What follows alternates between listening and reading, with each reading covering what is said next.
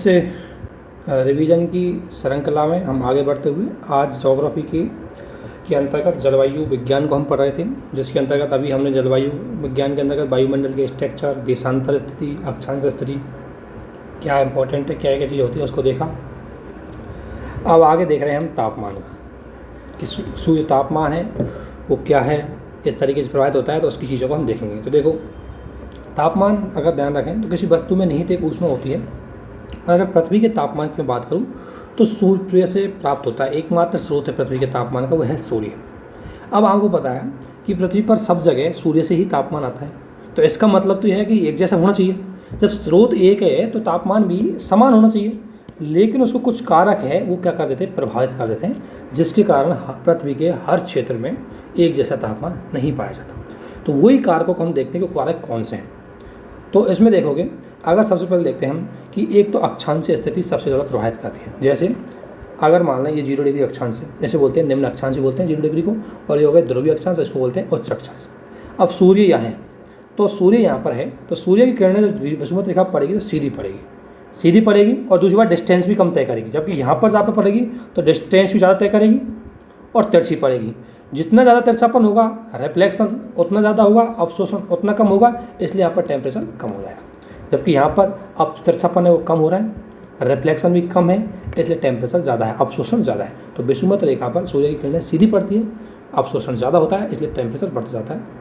इसलिए ध्यान रखना, जैसे जैसे निम्न अक्षांशों से उच्च अक्षांशों की ओर जाते हैं तो सूर्य की किरणों का तिरछापन होता है और इससे टेम्परेचर में कमी आती है। लेकिन एक चीज़ और ध्यान रखनी, इसका मतलब ये नहीं कि विषुवत रेखा पर सबसे ज़्यादा तापमान पाया जाता है। नियम तो यह कहता है कि इस आधार पर विषुवत रेखा है कि यहाँ पर टेम्परेचर ज़्यादा पाए जाने चाहिए, लेकिन यहाँ पर टेम्परेचर ज़्यादा नहीं पाया था, क्योंकि इसको एक कारक और जो इसको प्रभावित कर देता है, और वह कारक है बादलों की उपस्थिति। क्योंकि विषुवत रेखा पर डेली दोपहर बाद बादल पाए जाते हैं, तो दिन में अगर बादल पा रहे हैं तो वो लघु तरंगों को आने ही नहीं देंगे, तो ध्यान दोपहर बाद लघु तरंगें आ ही नहीं पाती, इसलिए वो उन्हीं को अवशोषित बादल अवशोषित कर लेते हैं। इसलिए ध्यान रखना, विषुवत रेखा पर सर्वाधिक तापमान नहीं पाया जाता। इसकी बजाय ये जो क्षेत्र है 10 से 15-20 डिग्री के अक्षांश है, इनमें सबसे ज़्यादा तापमान पाया जाता है, क्योंकि यहाँ बादलों की उपस्थिति नहीं रहती और सूर्य का किरणों का तिरछापन है वो भी कम पाया जाता है। इसलिए जो सबसे ज़्यादा तापमान ध्यान रखना विषुवत रेखा पर नहीं पाया जाता, उसका रीज़न है वहाँ पर बादलों की उपस्थिति। तो अक्षांशीय स्थिति समझ में आ गई आपकी। आयातित किरणों का तिरछापन आपको समझ में आ गया, जितना ज़्यादा तिरछापन होगा उतना कम टेम्परेचर होगा, ठीक है। इसके बाद आता है दिन की अवधि। अब आपको पता है दिन की अवधि जितनी ज़्यादा होगी लघु तरंगें उतनी ज़्यादा आएंगी, तो वो उतनी ही ज़्यादा आकर के पृथ्वी पर रुकेंगी और पृथ्वी को उतना ही ज़्यादा गर्म करेंगी, ठीक है। और जितनी ज़्यादा दिन की अवधि कम होगी उतनी कम तरंगें आएंगी और उतना कम पृथ्वी पर गर्म होगी। तो दिन की अवधि भी मुख्य रूप से तापमान को, पृथ्वी के तापमान को प्रभावित करती है। अगर मान लें कोई क्षेत्र है जहाँ पर सर्दी है तो वहाँ पर दिन की अवधि होगी छोटी, तो वहाँ पर टेम्परेचर कम रहेगा, और अगर गर्मी है तो वहाँ पर दिन की अवधि रहेगी ज़्यादा, तो वहाँ पर टेम्परेचर ज़्यादा रहेगा, ठीक है। इस प्रकार अगर बादलों की स्थिति देखें तो बादलों की स्थिति को हम 2 आधारों पर देखेंगे कि अगर मान लें बादल किसी जगह दिन में उपस्थित है और बादल किसी जगह रात में उपस्थित है तो क्या प्रभाव पड़ेगा। देखो, दिन में अगर बादल उपस्थित हैं तो दिन में सूर्य की कौन सी तरंग आती है, लघु तरंग आती है सूर्य से, तो ये क्या करती है, आग आएंगी तभी तो गर्म करेंगी नीचे से, तो जब ये आएंगी तभी तो धीरे तरंगों के रूप में कन्वर्ट होकर गर्म करेंगी। तो जब दिन के समय अगर बादल है जो तरंगें ही नहीं आएंगी तो फिर बाद में गर्म किस चीज़ से होगी। तो दिन के समय अगर किसी क्षेत्र में सूर्य की उपस्थिति है तो विकिरणें वहाँ पर नहीं आ पाती। दिन के समय अगर बादल की स्थिति है तो वहाँ पर विकिरणें उपस्थित नहीं हो पाती, बिकॉज विकिरणों को बादल ही अवशोषित कर लेते हैं, इसलिए दिन के समय इनकी उपस्थिति होना टेम्परेचर को कम कर देता है।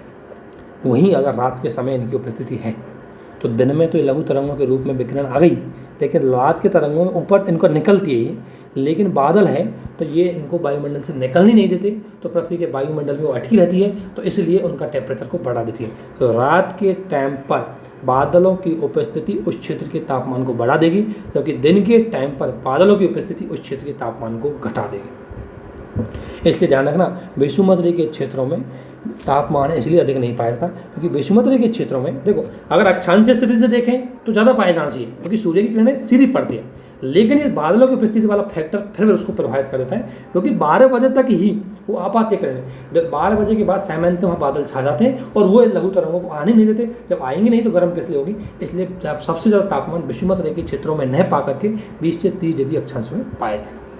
इसके अलावा सतह का स्वरूप भी प्रभावित करता है। अगर मान लें स्थल भाग और जल भाग की बात करें, अगर जलीय क्षेत्र में कोई तरंगें आ रही है दिन के समय, और स्थलीय क्षेत्र में अगर आपको एक चीज़ तो पता होगी कि जल भाग धीरे धीरे गर्म होता है और धीरे धीरे ठंडा होता है। स्थल भाग जल्दी से गर्म हो जाता है, जल्दी से ठंडा हो जाता है। तो स्थल भाग जल्दी गर्म हो जाएगा दिन के टाइम पर, जबकि जल भाग अभी इसकी तुलना में इतना गर्म नहीं हो पाएगा दिन के टाइम पर। ठीक है, तो दिन के टाइम पर स्थल भाग का तापमान ज़्यादा पाया जाएगा बजाय जल के भाग के तापमान के लिए। और रात के टाइम पर देखेंगे हम तो जल्दी स्थलीय भाग ठंडा होने लग जाएगा, क्योंकि यहाँ पर अब तापमान वाली विकिरण नहीं बचेंगी, जबकि जलीय भाग है वो धीरे धीरे ठंडा होने की प्रवृत्ति करेगा, लेकिन तुलनात्मक रूप से अभी भी इसका टेम्परेचर स्थल भाग की तुलना में ज़्यादा रहेगा रात के टाइम पर। ये चीज़ आपको समझनी है।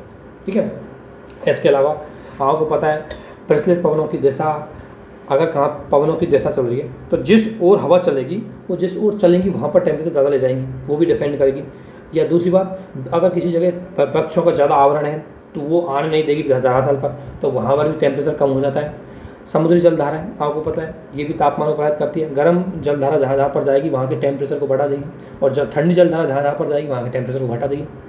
इसके बाद पर्वत, ये ढाल है, वो भी तापमान, अगर मान लो कोई पर्वत है ये और इसकी तरफ किरणें पड़ रही है, तो कोई सूर्य की तरफ है पर्वत का हिस्सा, वहाँ पर टेम्परेचर ज़्यादा पाया जाएगा, और सूर्य की दिशा के विपरीत है वहाँ पर टेम्परेचर कम पाया जाएगा। तो ये जो कारक है वो सूर्य तापमान को प्रभावित करते हैं, ये आपको पता होना चाहिए, सवाल यहाँ से आते हैं। तापांतर का मतलब होता है अधिकतम तापमान और न्यूनतम तापमान, कि मान लें दिन का अधिकतम तापमान मान लें 50 हो गया और रात को तापमान घट करके 10 हो गया, तो यहाँ तापांतर कितना होगा 40 डिग्री। ये एक दिन की बात कर रहा हूँ मैं। अगर मैं औसत दैनिक तापमान की बात करूँ तो औसत दैनिक तापमान का मतलब है कि हर घंटे का तापमान कितना पड़ा, उसमें 24 का भाग दे देंगे तो औसत दिन का तापमान हो जाएगा। मान लें 12 बजे पड़ा 10 डिग्री, 1 बजे पड़ा 15 डिग्री, 2 बजे पड़ा 20 डिग्री, फिर उसके बाद सुबह 9 बजे पड़ा 5 डिग्री, ऐसे इनको सबको जोड़ करके 24 का भाग दे देंगे तो क्या आ जाएगा औसत दैनिक तापमान। औसत मासिक तापमान का मतलब है हर डे कितना तापमान रहा है एवरेज, उसमें उस महीने का टोटल नंबर ऑफ संख्या कितनी है उस महीने के दिनों की, उसका भाग दे देंगे। और औसत वार्षिक तापमान का मतलब प्रत्येक माह का औसत तापमान में 12 का भाग दे देंगे तो औसत तापमान आ जाएगा। इसके अलावा दैनिक तापांतर के अंदर करूँ तो दिन का औसत तापमान माइनस रात का औसत तापमान, दिन में औसत तापमान कितना रहा और रात में औसत तापमान कितना रहा, इनमें जितना ज़्यादा अंतर रहेगा दैनिक तापांतर उतना ज़्यादा होगा। अब इसमें एक चीज़ ध्यान रखना, स्थल भाग की बात करूँ मैं, जल भाग की बात करूँ तो ध्यान रखना स्थल भाग जल्दी गर्म होगा तो इसका मतलब औसत तापमान ज़्यादा हो जाएगा, और जल्दी ठंडा होगा इसका मतलब रात का औसत तापमान बहुत कम हो जाएगा, इसलिए तापांतर ज़्यादा पाया जाएगा। जबकि जलीय भाग में धीरे धीरे गर्म होगा धीरे धीरे ठंडा होगा तो तापांतर कम पाया जाता है। ठीक है ना। अगर मैं वार्षिक तापांतर की बात करूँ तो ग्रीष्म ऋतु में क्योंकि सबसे ज़्यादा तापमान पाया जाता है, तो ग्रीष्म ऋतु का औसत तापमान माइनस शीत ऋतु का औसत तापमान की बात करूँ तो वो वार्षिक तापांतर आ जाता है। ग्रीष्म ऋतु का तापांतर की अपेक्षा शीत ऋतु में तापांतर, ग्रीष्म ऋतु का तापांतर की अपेक्षा शीत ऋतु के तापांतर की अपेक्षा कम होता है। ग्रीष्म ऋतु में तापांतर कम होता है शीत ऋतु की तुलना में। ऐसा क्यों होता है? तो ग्रीष्म ऋतु में अगर आप देखोगे दिन में मैक्सिमम तापमान मान लें किसी जगह पहुंच गया 30, तो रात में वो मैक्सिमम घट के आएगा तो मुश्किल से 20 पे आएगा, इससे ज़्यादा नहीं घटेगा।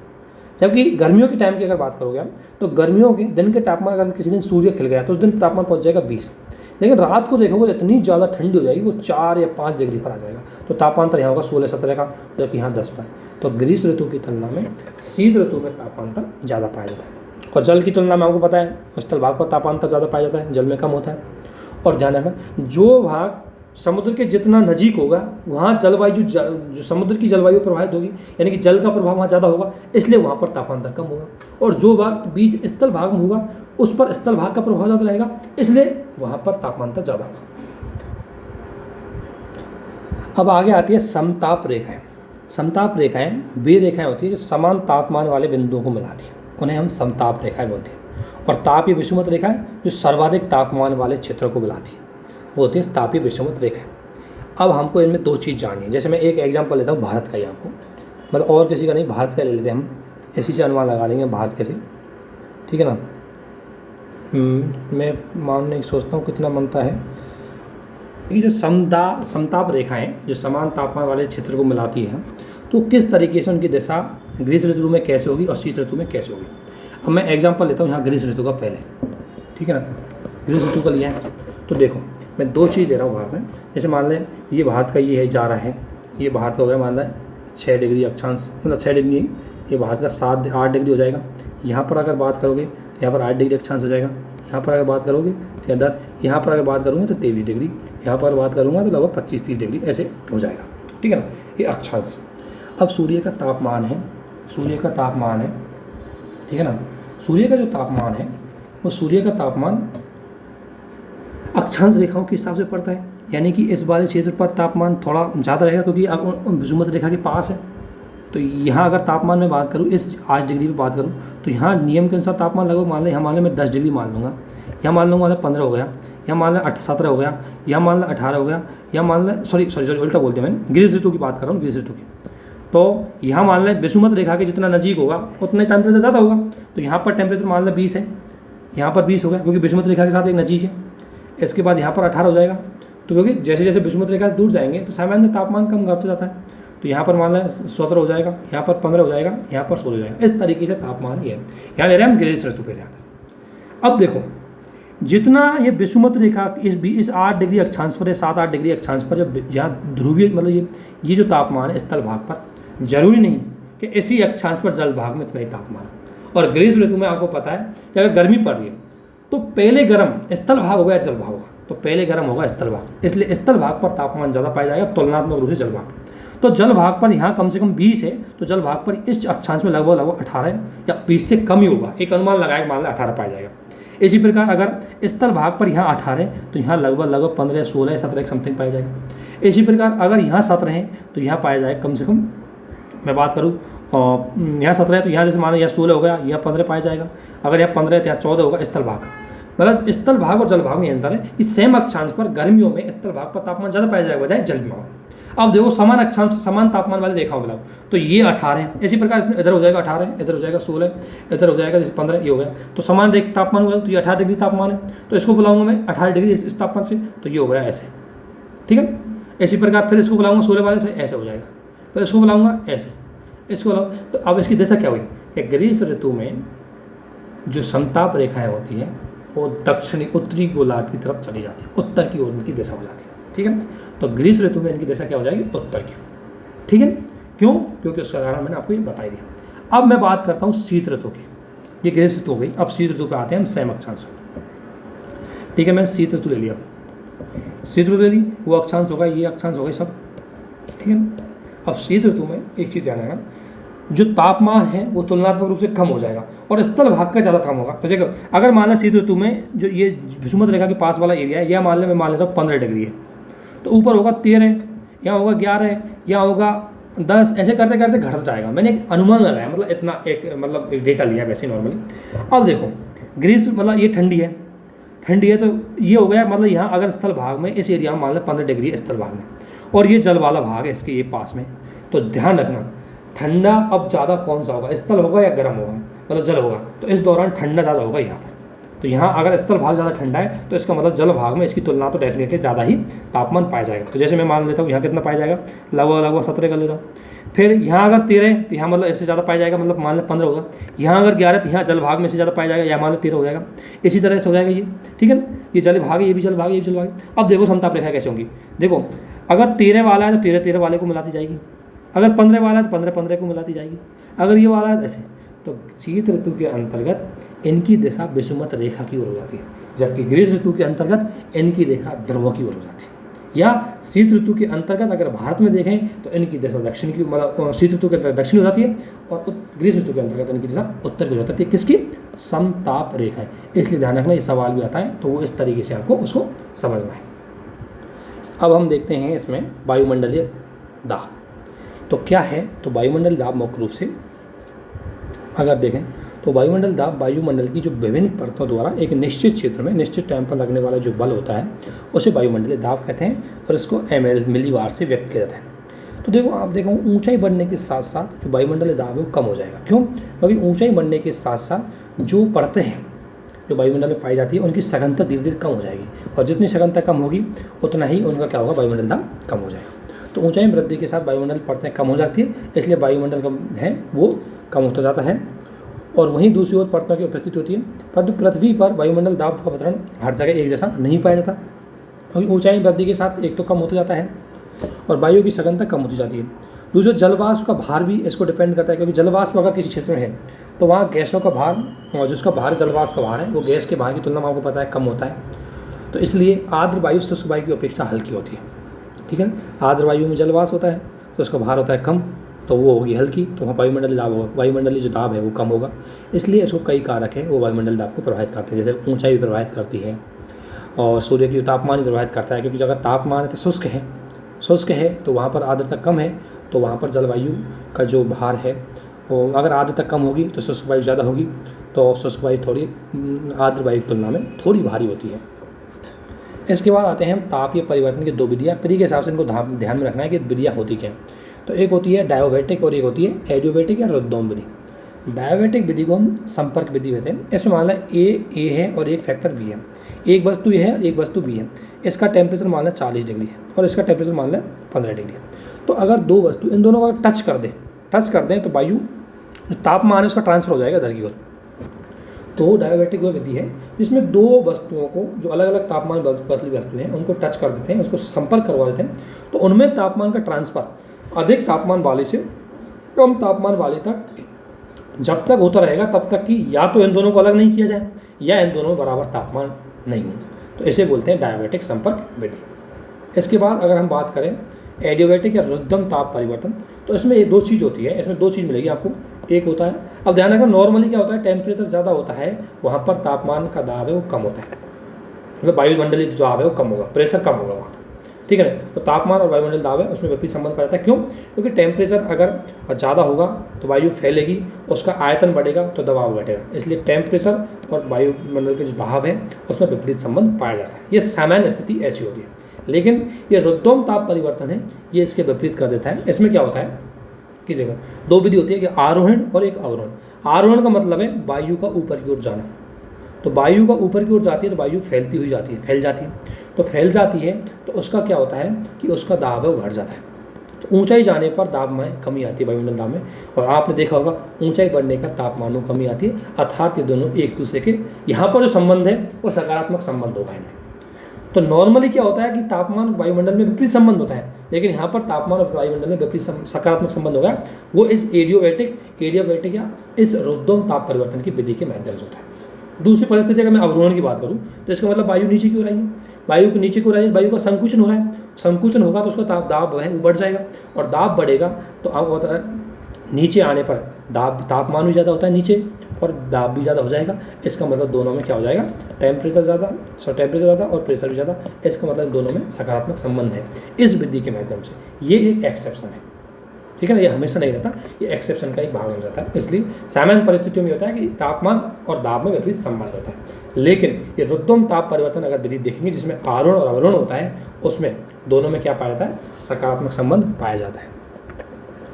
इसके बाद अगर हम अब विषुमत रेखीय क्षेत्रों में अगर पेटियाँ देखें तो मैंने बताया कि तापमान और दाब में विपरीत संबंध पाया जाता है, उस आधार पर कुछ पेटियाँ भी बनती हैं। जैसे ये पूरा एक ग्लोब है, ठीक है, ग्लोब पर ये विषुमत रेखा है, ये ध्रुव है और ये साउथ ध्रुव है।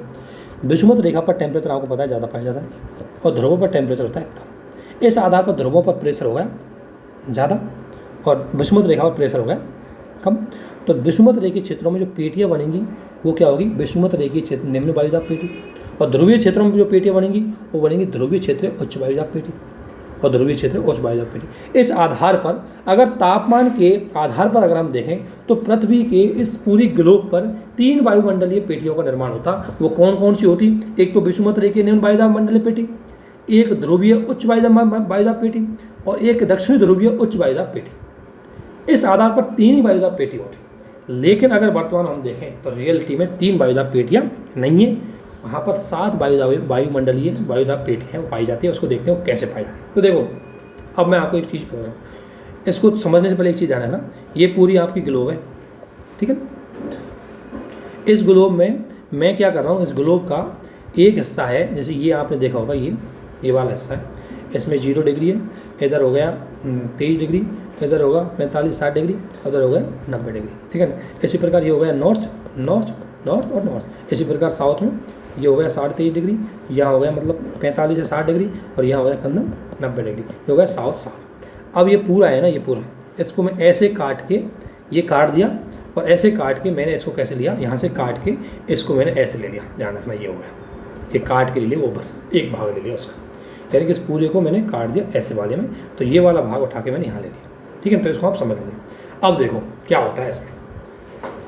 अब नॉर्मली तो 3 वायुमंडलीय पेटियाँ होनी चाहिए। किसकी वजह से? ताप जनित, तापमान की वजह से, क्योंकि जहाँ टेम्परेचर ज़्यादा है, जैसे विषुवत रेखा क्षेत्र है, वहाँ पर टेम्परेचर ज़्यादा पाया जाता है, इसलिए वहाँ निम्न वायुदाब पेटी का निर्माण होगा।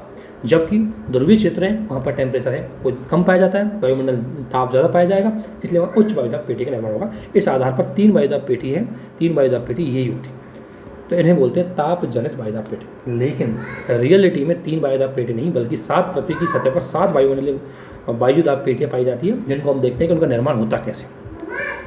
तो इसमें सबसे जब पहले आपको देखेंगे, तो अगर एक चीज़ आप, तो अब देखते हैं कैसे। मैंने उसमें आधा हिस्सा लिया, वो देखो, ये हो गया विषुवत रेखा वाला हिस्सा, ठीक है, और ये हो गया साउथ गोलार्ध, और ये हो गया नॉर्थ गोलार्ध, ठीक है।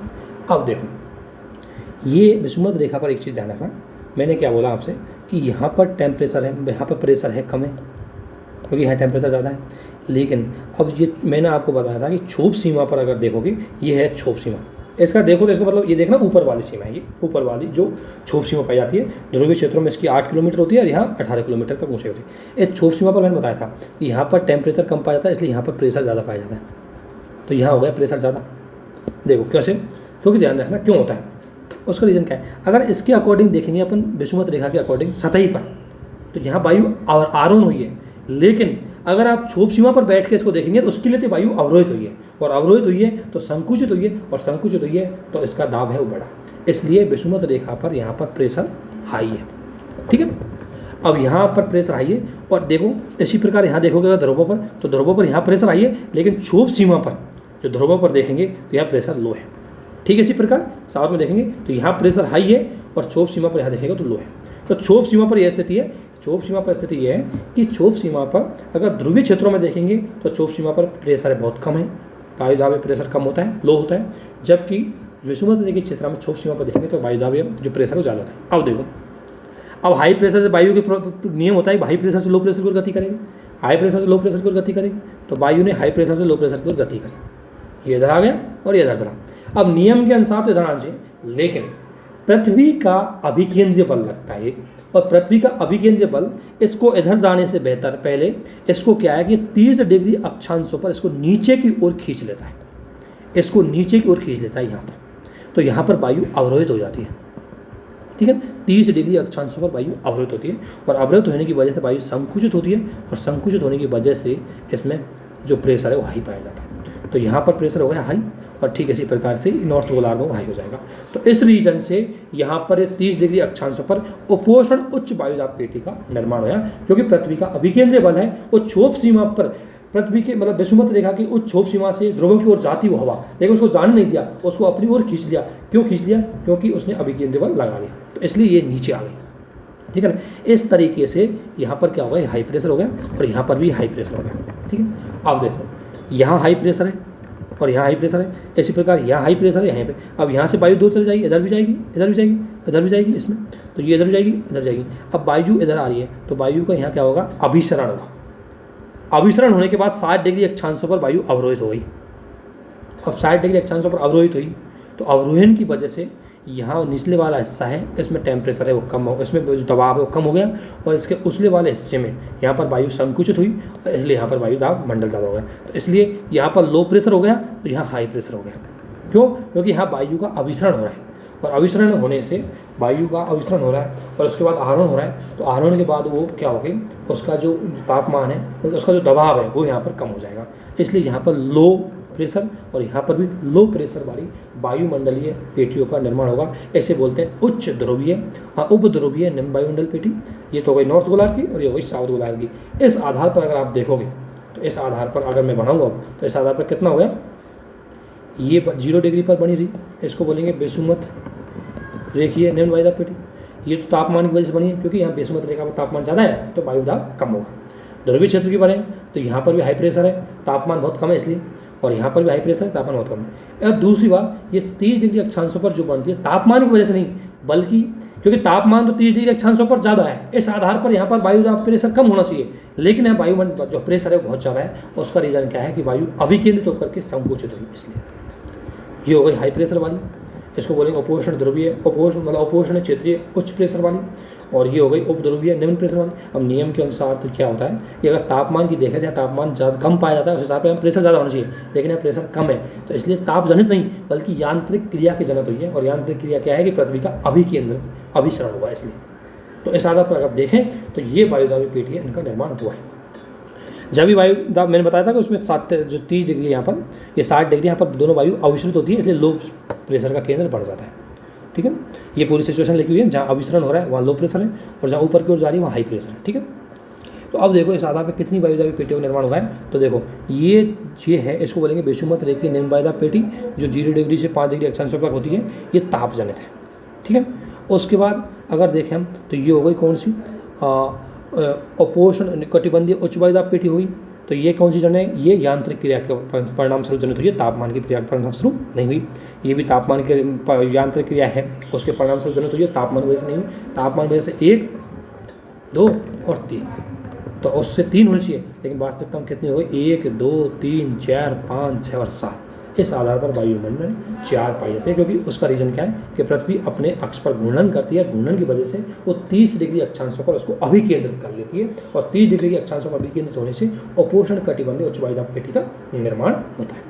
इस आधार पर अगर हम देखें तो वायुमंडल में किस तरह कितनी 7 वायुमंडलीय वायुदाबी पेटियाँ इनका निर्माण हुआ, और जिसका कारण है कि 4 का निर्माण तो हुआ पृथ्वी की गति की वजह से, और 3 का निर्माण हुआ वायुमंडल के तापमान की वजह से।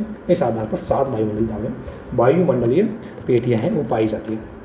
ये चीज़ एक तो इम्पोर्टेंट है, कहाँ कौन सी पाई जाती है, और इनको आपको ये समझना है कि 30 डिग्री अक्षांश पर क्यों पाई जाती है। तो ये आपको याद करने की जरूरत नहीं होगी, इसमें जो मैंने बताया है समझने की कोशिश करना, उसको अगर समझ नहीं आया तो पूछ लेना, लेकिन इसको ये ध्यान रखना, इसको इस तरीके से। तो यहाँ पर मैंने ये चित्र दिखाया है कि इसी का आधा हिस्सा लिया है, इसलिए इसी का इधर वाला हिस्सा काट के ले लिया, तो ये विषुमत हो गई, ये इधर ये हो गई उपोष्ण, ये हो गई उपध्रुवीय, और ये हो गई ध्रुवीय। जैसे ये हो गई विषुमत, ये हो गई उपध्रुवीय उपोष्ण, और ये हो गई उपध्रुवीय, और ये हो गई ध्रुवीय। इसी प्रकार साउथ में, इसी प्रकार नॉर्थ में लिए। तो इस तरीके से इसको समझने की कोशिश करना। इसके बाद हम आते हैं वायु की दिशा को प्रभावित करने वाले कारक। 2 कारक होते हैं, एक है वायु प्रवणता बल और एक है कैरियोलिस बल।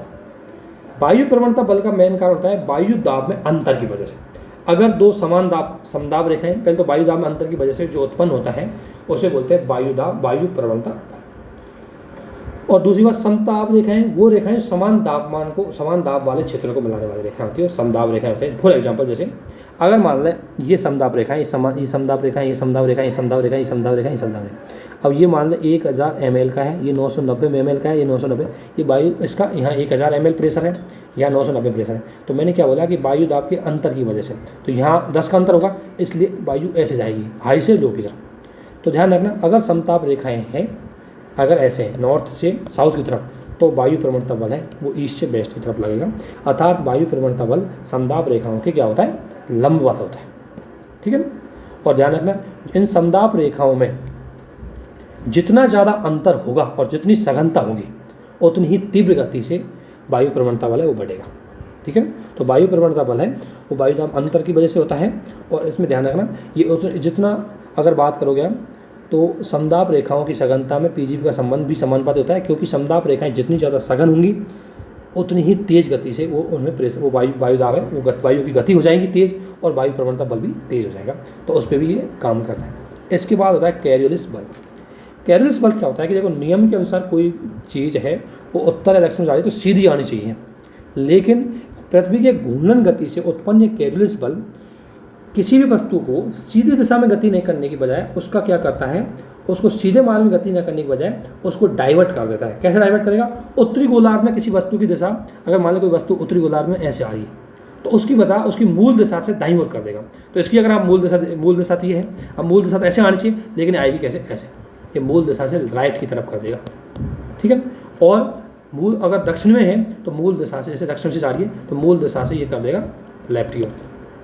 इस तरीके से क्या करता है कि ये वायु जो कैरियोलिस बल है ये उस वस्तु को क्या करता है, बदलता है, यानी कि ये उसके डाइवर्सिफिकेशन में काम करता है, उसको चक्रीय स्थिति में चला देता है। तो इसी वजह से अब ध्यान रखना, अगर आप कैरियोलिस बल की बात करोगे तो इसका एक सूत्र होता है ये 2v sin थीटा।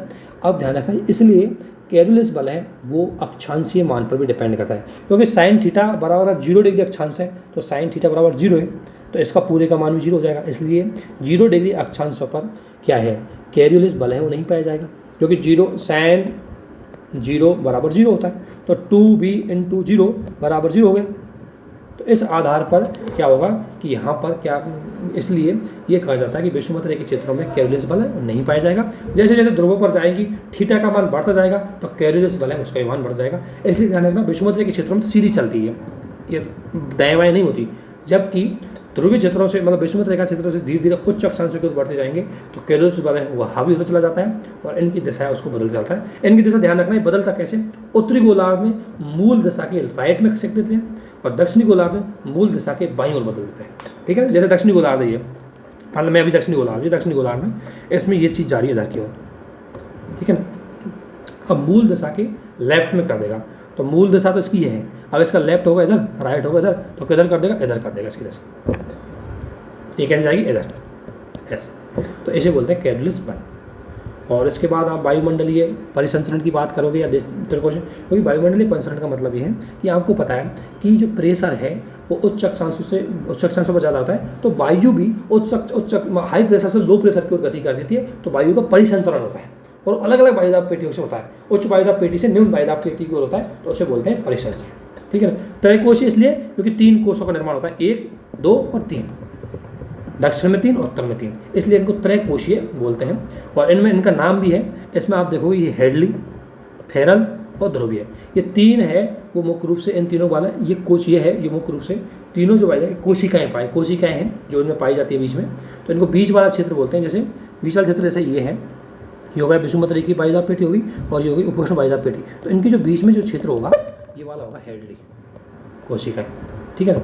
और अगर ये इसके क्षेत्र में देखेंगे तो ये हो गई उपध्रुवीय निम्न वायुदाब पेटी और ये हो गई उपोष्ण उच्च वायुदाब पेटी, तो इनके बीच में क्षेत्र होगा ये हो गई फेरल कोशिकाएँ, और ये हो गई उपध्रुवीय वायुदाब पेटी और ये हो गई ध्रुवीय वायुदाब उच्च वायुदाब पेटी, तो इनके बीच में जो क्षेत्र होगा इसको बोलेंगे ध्रुवीय कोशिकाएँ। तो इस प्रकार से ये कोशिकाएँ होती है जो मुख्य रूप से 2 उच्च वायुदाब पेटियों के बीच का जो क्षेत्र होता है उसे बोलते हैं कोशिकाएँ। इनका नाम ध्यान रखने का, ये हो गई किस किस के बीच में, तो यहाँ लिख रहे हैं विषुवत रेखीय निम्न वायुदाब पेटी और यहाँ हो गया उपोष्ण उच्च वायुदाब पेटी, इन दोनों के बीच में जो कोशिकाएँ पाई जाती है उसको बोलते हैं हेडली। और जो इसी प्रकार उपोष्ण उच्च वायुदाब पेटी से उपध्रुवीय निम्न वायुदाब पेटी के बीच में जो क्षेत्र पाया जाता है इसको बोलेंगे फेरल, और दूसरी बात ध्रुवीय उच्च वायुदाब से लेकर के उपध्रुवीय निम्न वायुदाब पेटियों के बीच में जो ये कोशिकाएँ पाई जाएंगी इनको बोलेंगे हम ध्रुवीय कोशिका। इसके बाद आगे हम जाते हैं भूमंडलीय पवनों के बीच में। इस भूमंडलीय पवनों में आपको कुछ नहीं, एक चीज़ ध्यान रखना, भूमंडलीय पवन में आपको सबसे ज़्यादा इंपॉर्टेंट समझना है, वो समझना है ये चित्र को बस, इसके बाद आपको सब पता लग जाएगा। तो देखो इस चित्र को समझाने के लिए मैं आपको खुद एक नया चित्र बना के देता हूँ इसमें, ताकि वो आपके अच्छे से समझ में आए चीज़।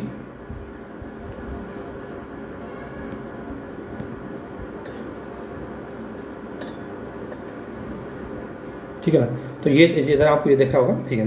तो ये कैसे बनती है, इनका वायुमंडलीय दिशा क्या होगी, तो मैं जो चित्र समझाऊंगा उसको अगर आप समझ गए तो इनकी दिशा भी समझ जाएंगे, इनका सब कुछ समझ जाएंगे। तो वो चीज़ आपको ध्यान से देनी है।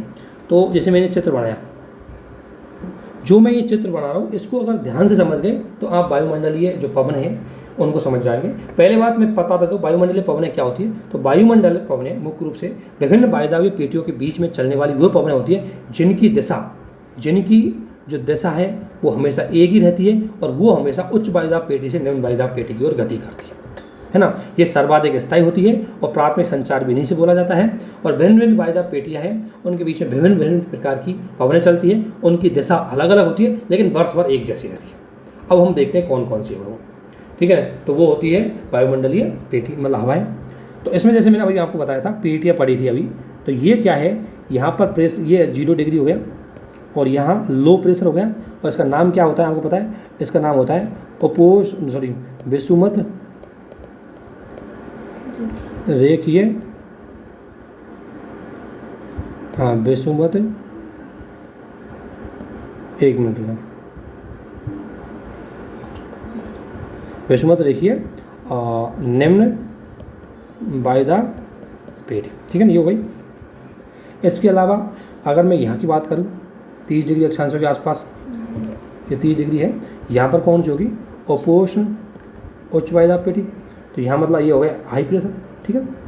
इसी प्रकार यहाँ की मैं बात करूँ तो यहाँ हो जाएगा लो प्रेशर, और यहाँ की मैं बात करूँ तो हाई प्रेशर। यहाँ कौन सी होगी? उपध्रुवीय निम्न वायुदाब पेटी, यहाँ हो गई ध्रुवीय उच्च वायुदाब पेटी। ठीक है ना। इसी प्रकार ये तो हो गई नॉर्थ में सब। और अब साउथ में देखें तो ये साउथ में हो जाएंगी 30, ये 60 से 65 के बीच में हो जाएगा, और ये 90 के बीच में। ठीक है ना। ये चीज़ आपकी समझ में आ गई होगी। अब देखो यहाँ अगर देखो यहाँ लो प्रेशर है तो यहाँ हाई प्रेशर पाया जाता है 30 डिग्री अक्षांश पर। 60 डिग्री उपध्रुवीय क्षेत्रों में यहाँ पाया जाएगा लो प्रेशर। ठीक है। और यहाँ हो गया हाई प्रेशर। ठीक है। ये चीज़ आपके समझ में आ गई होगी। अब एक चीज़ इसमें ध्यान रखना, इसमें आपको पता है कि आप भी जानते हो, कॉमन सेंस की बात है कि वायु हमेशा हाई प्रेशर से लो प्रेशर की ओर गति करेगी। ठीक है ना। तो सबसे पहले ध्यान रखना एक चीज़ बता दो, 30 डिग्री अक्षांशों के बीच में 0 से 30 डिग्री अक्षांश, या हम कह सकते हैं विषुमत रेखीय क्षेत्रीय, विषुमत रेखीय निम्न वायुदाब पेटी और उपोष्ण उच्च वायुदाब पेटी के बीच में जो हवाएं चलती है उनको बोलते हैं सन्मार्गी पवनें। ठीक है। तो ये दोनों गोलार्धों में चलेगी तो इनको बोलेंगे सन्मार्गी पवनें। और दूसरी बात दूसरी बात उपोष्ण उच्च वायुदाब पेटी और उपध्रुवीय निम्न वायुदाब पेटी के बीच में, इन दोनों के बीच में जो हवा चलेगी ये कौन सी होगी? ये हो गई कौन सी? व्यापार। इसको बोलेंगे पछुआ और इसको बोलेंगे ध्रुवीय। मतलब उपध्रुवीय और निम्न वायुदाब पेटी और ध्रुवीय उच्च वायुदाब पेटी के बीच में चलेंगी हवाएं, इनको बोलेंगे ध्रुवीय। तो 3 पवनें होती है, दोनों गोलार्ध में चलेंगी। जैसे सन्मार्गी यहाँ चलती है यहाँ भी चलती है, इसी प्रकार पछुआ पवनें यहाँ भी चलेगी तो यहाँ भी चलेगी, और ध्रुवीय यहाँ चलती है तो यहाँ भी चलेगी। ठीक है। इस तरीके से 3 पवनें होती है। अब इनको हमें ध्यान रखना है इनकी दिशा कैसे होगी। तो दिशा कैसे डिसाइड होगी? देखो अगर मैं बात करूँ सबसे पहले सन्मार्गी पवनों की, तो सन्मार्गी पवनों की पहले मैं उत्तरी गोलार्ध में दिशा बात कर रहा हूँ। उत्तरी गोलार्ध, तो उत्तरी गोलार्ध में इनकी दिशा नॉर्मली क्या होनी चाहिए? हाई प्रेशर लो प्रेशर है तो नॉर्मली इनकी दिशा ऐसे होनी चाहिए। अगर यहाँ कैरोलिस बल होता तो इसकी दिशा डायरेक्ट होनी चाहिए, लेकिन एक कैरोलिस बल क्या कहता है कि वो किसी भी वस्तु दिशा हवा को, मतलब किसी भी वस्तु की दिशा को अपनी मूल दिशा से दाईं ओर कर देगा, राइट की ओर कर देगा, कहाँ पर? उत्तरी गोलार्ध में, और लेफ्ट की ओर कर देगा कहाँ पर? दक्षिणी गोलार्ध में। ठीक है। अब देखो एक चीज़ और ध्यान रखना, अगर मैं मान लें मेरा मुँह है अगर नॉर्थ दिशा में है, तो अगर नॉर्थ दिशा में मेरा मुँह है तो मेरा ये हो गया लेफ्ट, ये हो गया राइट। और अगर मेरा मुँह है अगर साउथ दिशा में है तो ये मेरा राइट हो जाएगा, ये लेफ्ट हो जाएगा। ये आपको चीज़ ध्यान रखनी, तो इसी बेस पर ध्यान रखो। अब इसका मुँह साउथ दिशा में है तो साउथ दिशा में, तो इसका लेफ्ट राइट किधर होगा? इधर, इधर लेफ्ट होगा इसका। तो इसलिए इसकी दिशा कैसे होनी चाहिए? यूँ की जगह यूँ होनी चाहिए, क्योंकि अपनी मूल दिशा से राइट की ओर चला जाएगा। तो इसलिए इनके बीच में अगर देखोगे आप, तो इनके बीच में अगर आप देखोगे तो इनके बीच में देख लेना ये कि इनके बीच में इनकी जो दिशा है अब कैसे हो जाएगी। इसकी दिशा नियम के अनुसार तो ऐसे चलनी चाहिए, लेकिन अभी अपनी मूल दिशा से राइट की ओर जाएगी, और चूंकि ये दक्षिण की ओर मुँह कर रहे हैं इसलिए इनकी मूल दिशा इधर हो जाएगी। तो इधर तक ये हो गई, इसलिए इनकी दिशा ये हो गई। ठीक है। तो ये सन्मार्गी पवनें हैं। उत्तरी गोलार्ध में इनकी अगर दिशा देखूँ मैं तो उत्तरी गोलार्ध में दिशा इनकी ऐसे होगी। ठीक है। अब इस दिशा को क्या बोलेंगे अभी बताता हूँ मैं। दिशा को क्या बोलेंगे इसको देखो। अब आपको पता है 4 दिशाएं होती है।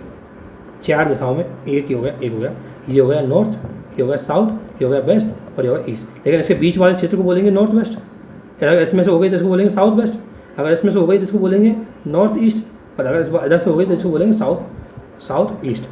अब देखो अगर हवा ये चल रही है, ये चल रही है ऐसे, तो ये हवा की दिशा है वो ऐसे है, देखो ऐसे है। और ऊपर के उत्तरी गोलार्ध देखो ऐसे। इसका मतलब कहाँ चलती है? ये नॉर्थ उत्तरी पूर्वी से और दक्षिणी पश्चिम की ओर चलेंगी। कहाँ पर? उत्तरी गोलार्ध में। अर्थात सन्मार्गी पवनों की जो दिशा है वो उत्तरी गोलार्ध में उत्तरी पूर्वी से लेकर के दक्षिण पश्चिम की ओर होंगी। ठीक है। इसी प्रकार आप चाहते हैं इनके दक्षिणी गोलार्ध, तो दक्षिणी गोलार्ध में ये हाई प्रेशर लो प्रेशर की मतलब ऐसे जानी चाहिए, लेकिन दक्षिणी गोलार्ध में मतलब अपनी मूल दिशा से ये लेफ्ट की ओर चेंज जाएगी। और मेरा लेफ्ट इधर है तो लेफ्ट हो जाएगा इधर, ये हो गई। तो ये लेफ्ट की ओर चली गई। अब इनकी दिशा देखो कैसे। अब इनकी दिशा ये हुई है नहीं हुई है? तो ये हुई है। तो कौन सी हुई है? ये दक्षिणी पूर्वी से लेकर के उत्तर पश्चिम की ओर चलेंगी। तो दक्षिणी गोलार्ध में सन्मार्गी पवनों की जो दिशा है वो दक्षिण पूर्व से उत्तर पूर्व की ओर चलती है। ये होती है सन्मार्गी पवनें जो दोनों गोलार्धों में चलती है। अब इनमें आपको एक चीज़ निष्कर्ष निकल के आ रहा होगा, अगर आपने थोड़ा सा देख रखा है तो देखना इनकी ओरिजिन दिशा पूर्व है, यानी कि चलती कहाँ से? पूर्व से पश्चिम की ओर। ठीक है। इनका मेन तो आप देख सकते हो पूर्व से चल रही है दोनों, तो पूर्व से पूर्व पश्चिम को चलती है। इसलिए सन्मार्गी हवा के क्षेत्र में आने वाला जो क्षेत्र होता है वहाँ पर अगर मान लें यहाँ समुद्र है तो यहाँ से पानी ले जाएगी, मतलब आदत लेंगे, इधर बरसात करती जाएंगी। तो इसलिए सन्मार्गी हवाओं के क्षेत्र में आने वाला जो क्षेत्र है वहाँ वर्षा पूर्व से पश्चिम की ओर घटती हुई जाएगी, क्योंकि इनकी दिशा पूर्व से पश्चिम है। अब मान लें कोई यह महाद्वीप है, मान लें ये महाद्वीप है, तो महाद्वीप का यहाँ से जल लेंगी, जल लेने के बाद यहाँ बरसात ज़्यादा होगी, यहाँ और कम होगी और यहाँ कम हो जाएगी, क्योंकि आर्द्रता सूख जाएगी। इसलिए सन्मार्गी पवनों के इस क्षेत्र में महाद्वीपों के पश्चिम में बरसात की मात्रा कम हो जाती है, इसलिए ज़्यादातर मरुस्थल इसके यहीं पश्चिम भाग में पाए जाते हैं। और उसका एक रीज़न है सन्मार्गी पवनों की दिशा। ठीक है ना। अब दूसरी दिशाओं पर आते हैं हम। सन्मार्गी पवनें आपको पूरी समझ में आ रही होगी। अब आते हैं हम पछुआ पवनों के बाद। तो उस पछुआ पवनों पर आने से पहले इसको एक बार मिटा देता हूँ थोड़ा सा, ठीक है ना चीज़ें। अब आते हैं हम पछुआ पवन पर, कलर चेंज कर लेता हूँ, ये हो गया। तो अब पछुआ पवन चलती है यहाँ पर दोनों गोलार्धों में 30 से और 60 डिग्री अच्छा से, या हम कह सकते हैं उपोषण उच्च वायदा पेटी से ध्रुवीय उपध्रुवीय निम्न वायदा पेटी की ओर। ठीक है ना। तो इसमें अगर देखोगे आप तो ये देखो, अब इसमें देखो ये हाई प्रेशर है और ये लो प्रेशर है। अब वायु नॉर्मली दिशा क्या होनी चाहिए, ये होनी चाहिए, लेकिन मैंने क्या बोला कि उत्तरी गोलार्ध में इसकी मूल दिशा से दाईं ओर जाएगी, इसकी वजह से कैरोलिस बल्कि से। अब मेरा दायां किधर होगा, इधर, तो इधर चली जाएगी इसकी दिशा, होगी नहीं होगी। तो इसकी दिशा कौन सी हो जाएगी, अब देखेंगे हम उसी स्थिति में। दिशा कौन सी, ये वाली। तो क्या हो गई, नॉर्थ वेस्ट से लेकर के और सॉरी इसको बोलेंगे हम साउथ वेस्ट बोलेंगे, साउथ वेस्ट से लेकर के और नॉर्थ ईस्ट तक, यानी कि पछुआ पवनों की दिशा है उत्तरी गोलार्ध में दक्षिण पश्चिम से उत्तर पूर्व की ओर चलेगी। ठीक है ना। अब ऐसे हम दक्षिणी गोलार्ध में देखते हैं, दक्षिणी गोलार्ध में कैसे होगी इनकी दिशा, है ना। लेकिन मैंने क्या बोला, दक्षिणी गोलार्ध में अपनी मूल दिशा से ये लेफ्ट की ओर चली जाएगी, तो इसका लेफ्ट इधर होगा, इसलिए कैसे चल जाएगी, इधर। ठीक है। अब इधर चलेंगे तो इनकी दिशा कौन सी हो जाएगी, अगर हम उसे दोबारा निकाल के देखेंगे तो ये हो गया, सॉरी ये हो गया, तो इसकी दिशा ये हो गई, तो कौन सी है, उत्तर पश्चिम से और दक्षिण पूर्व। तो जो पछुआ पवनें हैं इनकी दिशा दक्षिणी गोलार्ध में उत्तर पश्चिम से दक्षिण पूर्व होगी। ठीक है ना। तो इस तरीके, अब देखो इनमें आपने देखा होगा दोनों गोलार्ध में इनका ओरिजिन पश्चिम से है, इसलिए इनको पश्चिमा पवनें बोलते हैं।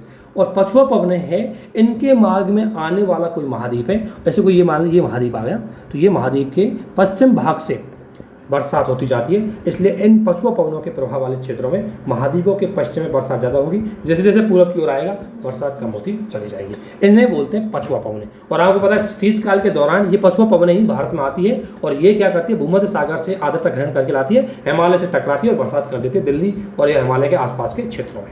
ठीक है ना। तो ये हो गई पछुआ पवनें। अब जाते हैं हम ध्रुवीय पवनों पर। तो ध्रुवीय पवनों पर अगर हम जाना है तो इसमें ध्रुवीय पवनों पर अगर मैं जाऊँ तो ये हो गई ध्रुवीय पवनों पर। अब ये हो गया यहाँ पर आपको पता है लो प्रेशर, ये कलर देखने का सही, ये हो गया लो प्रेशर और ये हो गया हाई प्रेशर। ठीक है, दोनों गोलार्धों में। और मतलब इसको अभी हम उत्तरी गोलार्ध में देखते हैं तो देखो अब यहाँ दिशा कौन सी होगी, नियम के अनुसार तो ये होनी चाहिए, लेकिन इसकी कैरोलिस बल की वजह से ये अपनी मूल दिशा से राइट में चेंज हो जाएगी। तो इसका राइट कौन सा हो जाएगा, ठीक है, ये राइट हो गया, ठीक है, ये राइट हो गया, ठीक है ना। ये देखो जैसे ये साउथ है तो मेरा नॉर्मल राइट इधर होता है, लेकिन नॉर्थ साउथ की दिशा होगी तो मेरा राइट इधर हो जाएगा, इसलिए राइट हो गया इधर। तो इनकी दिशा वही होगी जो सन्मार्गी पवनों की दिशा होती है, वही, क्योंकि उसी दिशा में चलती है। ठीक है ना। और ठीक प्रकार इसी प्रकार दक्षिण में देखेंगे तो इनकी दिशा ऐसे होगी। तो इस तरीके से ये ध्रुवीय पवनें इनका निर्माण होता है। और ध्रुवीय पवनें हैं तो मुख्य रूप से उनकी दिशा वही होंगी दोनों गोलार्धों में जो सन्मार्गी पवनों की होती है। ठीक है ना। इस आधार पर वायुमंडलीय पवनें, इनकी दिशा भी आपको पता लग गया, इनका महत्व भी आपको पता लग गया। अगर कोई भी चीज़ है तो इस क्षेत्र को एक बार अच्छे से देख लेना, उसे बोलेंगे। इसमें एक चीज़ मैं आपको बता दूंगा, एक होता है अंतर उष्ण कटिबंधीय अभिसरण क्षेत्र। ये कौन सा क्षेत्र होता है वो बता देता हूँ। ये क्षेत्र होता है, अगर आपको मैं बता दूँ पूरा, एक बार इसको डिलीट कर देता हूँ पूरी को, ठीक है ना। तो ये क्षेत्र है, ये मान लो ये है पूरा। तो मैंने एक चीज़ बता दूँ, ये वाला जो क्षेत्र है ये 0 डिग्री से 0 से दोनों गोलार्धों में 5-5 डिग्री तक होता है। इसका रीज़न क्या है कि इसका रीज़न अगर मैं देखूँ, इसका रीज़न क्या होता है कि दोनों गोलार्धों में ये यहाँ लो प्रेशर होता है और यहाँ 30 डिग्री पर हाई प्रेशर होता है और यहाँ भी 30 डिग्री पर हाई प्रेशर होता है। अब ये क्या है, दोनों गोलार्धों से वायु का क्या होता है, यहाँ पर अभिसरण होता है। तो अभिसरण होगा तो वायु ऐसे तो नहीं आएगी कि यूँ मिल जाएगी डायरेक्ट, अभिसरण होगा तो मतलब ऐसे मिलेगी। इसका मतलब जो ये एरिया होगा इनके बीच में, जो लगभग 0 से 5 डिग्री अक्षांश के बीच में होता है, इस एरिया में किसी प्रकार का कोई घटनाएं नहीं होती, बहुत शांत एरिया होता है। और यहाँ पर क्या होता है कि इसे बोलते हैं अभिसरण, यानी कि अंतर उष्णकटिबंधीय अभिसरण, क्योंकि यहाँ दोनों जो उपोष्ण क्षेत्र है उनसे वायु आकर के अभिसरित होती है, इसलिए ये जो क्षेत्र होता है इसको बोलेंगे हम ITCZ। ये जो एरिया होता है इसको ITCZ बोलते हैं। और यहाँ पर ज़्यादातर कोई भी इस क्षेत्र में कोई प्रभाव नहीं पड़ता, बहुत शांत हवाएं रहती है, कोई दिक्कत नहीं आती, ठीक है। तो ये पूरा आपको पता लग गया होगा। तो ये जो चीज़ थी ये बहुत ज़्यादा इम्पोर्टेंट। इसके बाद आते हैं हम आर्द्रता पर। तो आर्द्रता देखेंगे, आर्द्रता क्या है। तो अगर मैं बात बताऊँ तो आर्द्रता मुख्य रूप से वायुमंडल में उपस्थित जल भास, जो वायुमंडल है उसमें जो जल का भाग उत्पन्न होता है उसे हम आर्द्रता बोलते हैं। यानी वायु में जो जल का भाग उत्पन्न जल उपस्थित होता है उसे आर्द्रता बोलते हैं। आर्द्रता इसकी तो इसी आधार पर इसको मतलब 3 विधि होती है, इसको विधि के आधार पर प्रकार में बांट देते हैं: निरपेक्ष आर्द्रता, विशिष्ट आर्द्रता और सापेक्षित आर्द्रता। अगर निरपेक्ष आर्द्रता की बात करूं तो इसका मतलब है कि प्रति इकाई वायुमंडल में आयतन में उपस्थित जलवाष्प, यानी कि प्रति इकाई वायुमंडल के आयतन में जो जलवाष्प की मात्रा उपस्थित होती है उसे बोलते हैं निरपेक्ष आर्द्रता। इतना ध्यान रखना है बस, इसमें ज़्यादा ध्यान नहीं रखना, ये ज़्यादा इंपॉर्टेंट नहीं होती। इसलिए विशिष्ट आर्द्रता का मतलब है कि वायु में उपस्थित जलवाष्प और उसी वायु का भार, वायु में उपस्थित जलवाष्प का अनुपात उस वायु के भार से किया जाता है, तो उसे बोलेंगे हम कौन सी, निरपेक्ष विशिष्ट आर्द्रता। सबसे इंपॉर्टेंट जो आर्द्रता होती है वो आर्द्रता होती है सापेक्ष आर्द्रता। यही हमारे लिए इंपॉर्टेंट है और ये इसी से सवाल ज़्यादा पूछे जाते हैं। तो देखो क्या होती है सापेक्ष आर्द्रता का मतलब है वायु में उपस्थित जल वाष्प और वायु में उपस्थित जलवाष्प और उसी वाष्प की मैक्सिमम पोटेंसिटी, मतलब कितना वो ज़्यादा से ज़्यादा उसमें सक्षम करने, पोटेंशियलिटी होती है उसकी, पोटेंसिटी जो जैसे मान लें वायु में उपस्थित जलवाष्प और उसी तापमान पर वायु द्वारा आर्द्रता ग्रहण करने की अधिकतम क्षमता, मैक्सिमम उसकी पोटेंसिटी क्या है और वो कितना वो जलवाष्प ग्रहण कर रहा है, उन दोनों का अनुपात है वो सापेक्ष आर्द्रता होती है। एक तो उसमें है और वो मैक्सिमम कितना कर सकती है उस तापमान पर। तो आपको पता है जितना ज़्यादा तापमान होगा उतनी ही ज़्यादा उसकी क्षमता बढ़ जाती है, उतनी ही ज़्यादा उसकी आर्द्रता ग्रहण करने की क्षमता बढ़ जाती है, ठीक है। अब एक चीज़ ध्यान रखना, आर्द्रता, सापेक्ष आर्द्रता और उस वायु में आर्द्रता ग्रहण करने की क्षमता है, इसमें विपरीत संबंध है, क्योंकि इसके नीचे है, अगर इसके नीचे आपको पता है भाग देने पर जो ये है, इसमें अगर जितना ज़्यादा ये भाग होगा, जितनी ज़्यादा इसकी क्षमता होगी, सापेक्ष आर्द्रता उतनी ही कम होगी। तो इसमें एक चीज़ आपको ध्यान देने वाला है, आर्द्रता धारण करने की जो क्षमता है वो टेम्परेचर के तो समानुपाती होती है, क्योंकि जितना ज़्यादा टेम्परेचर होगा वायु उतनी ही ज़्यादा आर्द्रता धारण करेगी, उतनी ही ज़्यादा उसकी आर्द्रता धारण करने की क्षमता होगी, और जितनी ज़्यादा आर्द्रता धारण करने की क्षमता होगी उतनी ही कम उसकी सापेक्ष आर्द्रता होगी, क्योंकि ये नीचे आ रहा है, इसलिए इस भागफल में अंतर्गत इस अनुपात में नीचे आता है। तो आपको पता है नीचे वाला मान जितना ज़्यादा होगा इतना ही ये कम हो जाता है। इसलिए इस आधार पर अगर हम देखेंगे तो सापेक्ष आर्द्रता और टेम्परेचर दोनों में विपरीत संबंध पाया जाता है, यानी टेम्परेचर ज़्यादा है तो सापेक्ष आर्द्रता कम होता है। सापेक्ष आर्द्रता मतलब उसकी मैक्सिमम क्षमता है उस वायु की, इतना वो ले सकती है इस तापमान पर जल, है ना। तो अगर इसको आप निकालें, एक एग्जांपल के वहाँ से निकालूं, मैं मान लें एक एग्जांपल ध्यान रखना, एग्जांपल के माध्यम से, अगर मान लें किसी वायु का तापमान 40 है, तो वायु का तापमान 40 है और वायु में अभी जब देखें तो अभी जलवाष्प कितना है, उसमें 20 है, ये उसमें है, लेकिन इस तापमान 40 डिग्री तापमान पर 100 ग्राम पानी को स्टोर कर सकती है, इतनी उसमें क्षमता है। तो इससे उसका RH का मान निकालेंगे अपन इसे, तो देखो उपस्थित जल कितना है वायु में, उसकी मैक्सिमम क्षमता इतनी है, इतना बड़े परसेंटेज, अर्थात उसका परसेंट, उसकी RH कितनी होगी 20%। RH क्या हो गया उसका 20, ठीक है। अब मान लें अगर टेम्परेचर कम हुआ तो इतनी तो है ही उसमें, लेकिन उसकी क्षमता कम हो जाएगी। अगर टेम्परेचर कम है तो वायु जल धारण करने की क्षमता भी उसकी कम हो जाएगी, तो ये कितनी हो जाएगी 80 होगी मान लें।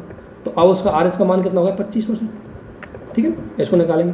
इसके बाद अगर मान लो टेम्परेचर और कम हुआ तो उसकी वायु में जल धारण करने की क्षमता और कम हो जाएगी, तो ये घटकर कितनी हो जाएगी 80 की जगह मान लें 40 हो गई, तो कितना होगा RH का मान कितना होगा 25, क्योंकि 20/40 × 25, और मतलब 100 करेंगे तो कितना लिख जाए 50, ठीक है। तो RH का मान 50 हो गया। इसके बाद मान लें टेम्परेचर और घट गया, मान लें उसका टेम्परेचर 10 घट गया, तो इसके बाद कितना होगा ये, उस पर उसकी 10 डिग्री टेम्परेचर पर, 10 डिग्री तापमान पर उसकी धारण करने की जो क्षमता है वो कितनी है 20। तो अब कितनी हो गई उसकी सापेक्ष आर्द्रता 100%। अब ये सापेक्ष आर्द्रता 100% है। अब देखो किसी वायु में जल है उतना और उतनी ही उसकी क्षमता है, तो इतना वो स्टोर कर सकते हैं, लेकिन जैसे ही उस वायु में इस बिंदु से ज़्यादा अब टेम्परेचर ज़्यादा घटेगा तो उसकी सापेक्ष आर्द्रता 100 क्रॉस कर जाएगी, 100 क्रॉस कर जाएगी। और जैसे 100 क्रॉस का मतलब है जो एडिशनल उसका जल उसमें आया है उसको छोड़ देगी वायु, क्योंकि उसमें वो क्षमता अब नहीं है, तो उसी से वर्षा के रूप में वर्षा आ जाती है। तो ये है सापेक्ष आर्द्रता वाला सिद्धांत। तो सापेक्ष आर्द्रता और तापमान में विपरीत संबंध पाया जाता है, और उसका रीज़न मैंने बता दिया कैसे होता है। अब इसमें आप देखोगे तो वो ये कि वायु में उपस्थित जल और उसी तापमान पर वायु द्वारा जलवाष्प ग्रहण करने की अधिकतम क्षमता, इन दोनों के अनुपात को हम क्या बोलते हैं, सापेक्ष आर्द्रता बोलते हैं। अर्थात RH है वो तापमान के विपरीत संबंध में होती है, इसलिए जब वायु आहरण होती है तो वायु के तापमान में कमी आती है और इसलिए RH का मान वृद्धि हो जाती है। लेकिन ये RH का मतलब जो सापेक्ष आर्द्रता है, अगर ये सापेक्ष आर्द्रता का मान 100% हो जाता है तो ऐसी वायु को बोलते हैं संतृप्त वायु। संतृप्त वायु वह वायु है जो इतनी उसमें क्षमता है कि अब उसके पास जो पानी है और इतनी मतलब उसका जितना उसमें है और उसकी पोटेंशियलिटी दोनों उसकी बराबर हो गई इसमें, यानी कि वायु में उपस्थित जल बराबर उसकी जल धारण करने की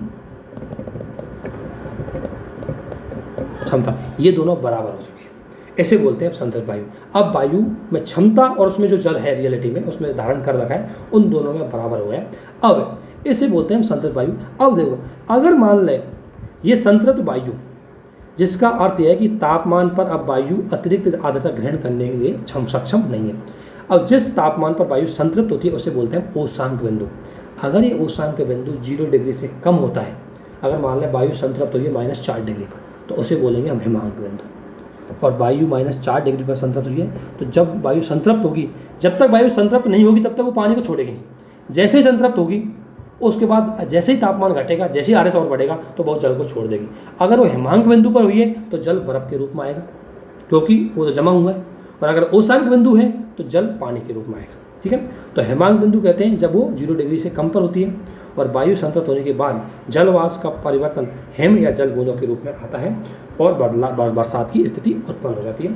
इसलिए RH है, ये इसको समझना बहुत ज़रूरी है बरसात के लिए। तो अब मेरा विश्वास है कि आपको इसमें समझ में आ गया होगा। इसके बाद हम आगे बढ़ते हैं संघनन पर। संघनन क्या होता है? वह प्रक्रिया होती है जिसके अंतर्गत जलवाष्प है वो वर्षा की बूंदों के रूप में पृथ्वी पर आता है, उसे बोलते हैं संघनन। और उसी को मतलब संघनन है, उसमें गुप्त ऊष्मा निकलती है। संघनन बादल के माध्यम से हो सकता है, उसके माध्यम से हो सकता है, कोहरा के माध्यम से, पाला के माध्यम से, इसके माध्यम से। इसमें बादलों के प्रकार तो आप देख लेना, पक्षाप स्तरीय बादल है, उच्च स्तरीय बादल होते हैं, मध्य स्तरीय, निम्न स्तरीय बादल। निम्न स्तरीय बादल बहुत ज़्यादा सघन होते हैं, बरसात है निम्न स्तरीय बादलों से होती है, ठीक है ना, ज़्यादातर है। इसके बाद आते हैं हम वर्षण पर। तो वर्षण क्या है इसको एक बार और देख लेते हैं, लास्ट वर्षण वाले को। इसके बाद हमारा ज़्यादातर चीज़ ख़त्म हो जाएगी इसमें, ये ज़्यादा इम्पोर्टेंट है। तो अगर हम बात करें वर्षण की, तो ऐसे करते हैं कि ज़्यादा बड़ा खिंच जाएगा वीडियो, इसलिए इस वर्षण वाले को थोड़ा सा बाहर पढ़ते हैं क्योंकि ये भी बहुत इंपॉर्टेंट है। सवाल इसमें से सवाल है वो फिजिकल ज्योग्राफी में बहुत आते हैं, डायरेक्ट ऐसी चीज़ आएंगी जो देखो। अब मैं आपको 2 तरीके से ध्यान रखना, मैं यहाँ ज्योग्राफी का आपको जो रिवीजन है समझा के कर रहा हूँ। अगर आपने लाइन बाई लाइन अगर चीज़ रट रखी है तो उनको आप भूलोगे नहीं अगर आपने समझ रखा है। क्योंकि चीज़ें क्या है कि आएगा सवाल फैक्चुअल, लेकिन आएगा ऐसे कि अगर आपसे सवाल पूछ लिया कि ओसांक बिंदु क्या होता है, संतृप्त वायु क्या होती है, हिमांक बिंदु क्या होता है, अगर वायु संतृप्त हिमांक बिंदु पर हुई है तो बरसात किसके रूप में होगी, बर्फ़ के रूप में होगी या किसके रूप में होगी, इसलिए इसको थोड़ा सा ध्यान रखना बहुत ही ज़रूरी है। तो अब हम यहीं तक रहने देते हैं, इसके बाद हम आगे पढ़ेंगे बरसात को। ये बहुत ज़्यादा इंपॉर्टेंट हो जाता है बरसात को, और उसको अच्छे से देखेंगे। Okay, thank you.